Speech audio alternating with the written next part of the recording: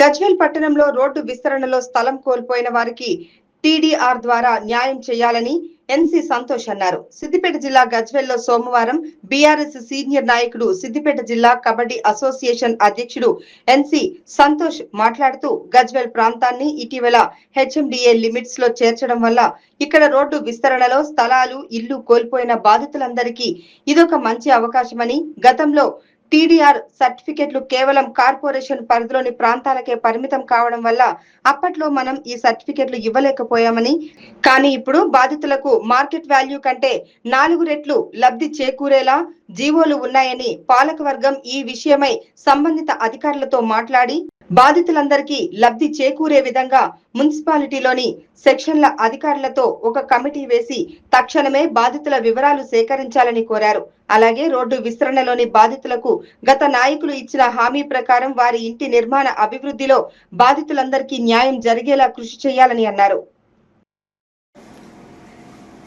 ముందుగా ఈ సమావేశానికి విచ్చేసినటువంటి మా పత్రికా సోదరులందరికీ కూడా పేరుపైన ధన్యవాదాలు తెలియజేస్తున్నాను. అయితే ఈ సమావేశం యొక్క ముఖ్య ఉద్దేశం,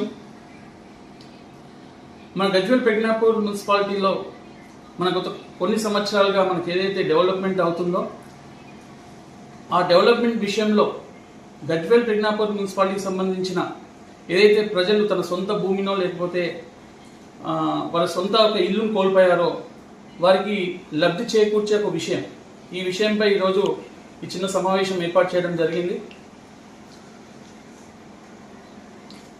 ఈ డెవలప్మెంట్ సంబంధించి ఎన్నో కార్యక్రమాలు గజ్వేల్లో గత కొన్ని సంవత్సరాలుగా జరిగినాయి. అందులో ఒక 2 విషయాలు మనం చూసుకున్నట్టయితే కోటమైసమ్మ రోడ్డు విస్తరణే కావచ్చు, లేదా మన పిడ్చెట్ రోడ్ విస్తరణే కావచ్చు. ఈ 2 రోడ్ల విస్తరణలో దాదాపు చాలామంది తన సొంత భూమి కావచ్చు, పట్టా భూమి కావచ్చు, లేదా వారి యొక్క సొంత ఇంటి నిర్మాణాలు కోల్పోవడం జరిగింది. అయితే వీళ్ళందరికీ కూడా లబ్ధి చేకూర్చే బాధ్యత ఒక ప్రజా నాయకులుగా మనందరిపై ఉన్నది అని ప్రతి ఒక్క పార్టీ నాయకులు కూడా గుర్తించాలి. అటు బీజేపీ కావచ్చు, కాంగ్రెసే కావచ్చు, బీఆర్ఎస్ నాయకులే కావచ్చు, ప్రతి ఒక్కరు కూడా గుర్తించి వీళ్ళందరికీ కూడా న్యాయం చేకూర్చాలనే ఒక విషయంపై ఈరోజు సమావేశం ఏర్పాటు చేయడం జరిగింది. అయితే మన గజ్వేల్ రీసెంట్గా లాస్ట్ సంవత్సరం 2025 మార్చి 12లో హెచ్ఎండిఏ లిమిట్స్లో మన గజ్వేల్ మున్సిపాలిటీని అందులో చేకూర్చడం జరిగింది. సంబంధించిన అఫీషియల్ జీవో, ఇందులో గజ్వేల్ ప్రాంతాన్ని కూడా హెచ్ఎండిఏ లిమిట్స్లో మనం కలుపుతూ తెలంగాణ ప్రభుత్వం హెచ్ఎండిఏ ద్వారా ఇచ్చిన జీవో ఇది.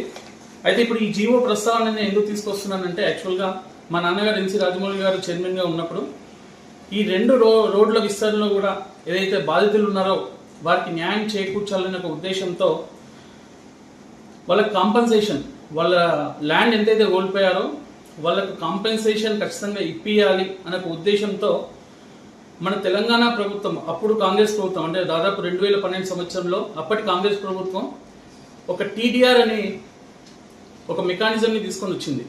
టీడీఆర్ అంటే ట్రాన్స్ఫరబుల్ డెవలప్మెంట్ రైట్స్. ఎవరైతే రోడ్డు విస్తరణలో తెలంగాణ రాష్ట్రంలో ఎక్కడైతే మాస్టర్ ప్లాన్స్లో ఉన్న రోడ్స్, ఆ ప్రాంతానికి సంబంధించిన మాస్టర్ ప్లాన్స్లో ఉన్న రోడ్స్ ఏదైతే ఎక్స్పాన్షన్ అవుతున్నాయో ఆ ఎక్స్పాన్షన్లో భాగంగా ఎవరైతే వారి యొక్క సొంత భూమిని కావచ్చు, సొంత ఇల్లును కావచ్చు కోల్పోతున్నారో వారికి ఒక విధంగా లబ్ధి చేకూర్చే విషయమై అప్పటి కాంగ్రెస్ ప్రభుత్వం 2012లో ఈ టీడీఆర్ అనే ఈ కాన్సెప్ట్ని ఈ సందర్భంగా నాకు తెలిసి ఒక విషయం నన్ను గట్టిగా అడగొచ్చు, ఏంటి అంటే మళ్ళీ మీ నాన్నగారు మున్సిపల్ చైర్మన్ గతంలో మళ్ళీ మీరు ఎందుకు ఇవ్వలేదని చెప్పేసి అడగొచ్చు.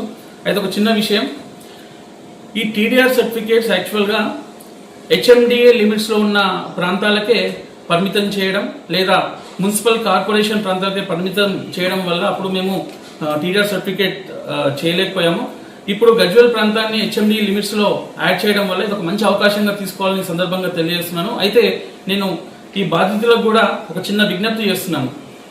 ఎవరైతే ఈ రోడ్డు విస్తరణలో ప్లేస్ కోల్పోయారో మీరందరూ కూడా లోకల్ మున్సిపల్లో ఉన్న టీపీఎస్ సెక్షన్లో మీరు కలిసినట్టయితే వాళ్ళు ఖచ్చితంగా మీకు హెల్ప్ చేస్తారు. ఎందుకంటే నేను సంబంధిత అధికారులతో మాట్లాడడం జరిగింది. వాళ్ళు కూడా సానుకూలంగా స్పందించారు. ఖచ్చితంగా ప్రజలకు ఉపయోగపడితే మేము ఖచ్చితంగా మా వంతు కృషి మేము చేస్తామని తెలియడం జరిగింది. ఎవరైతే బాధితులు ఉన్నారో మీ యొక్క ల్యాండ్ పేపర్స్, దానికి సంబంధించిన ల్యాండ్ పేపర్స్, ఎంత రోడ్ ఎఫెక్ట్ అయిందో అవన్నీ కూడా మీరు రెడీ చేసి పెట్టుకోండి. మున్సిపల్ అధికారులతో మరొకసారి నేను ఖచ్చితంగా వాళ్ళతో మీటింగ్ పెట్టుకొని అది ఏ విధంగా అప్రోచ్ కావాలి, దానికి సంబంధించిన పాలక వర్గంతో కూడా నేను మాట్లాడి ఏ విధంగా అప్రోచ్ కావాలని చెప్పేసి ప్రజలకు అవగాహన కల్పించే విధంగా నా కార్యాచరణ ఉంటుందని సందర్భంగా తెలియజేస్తున్నాను.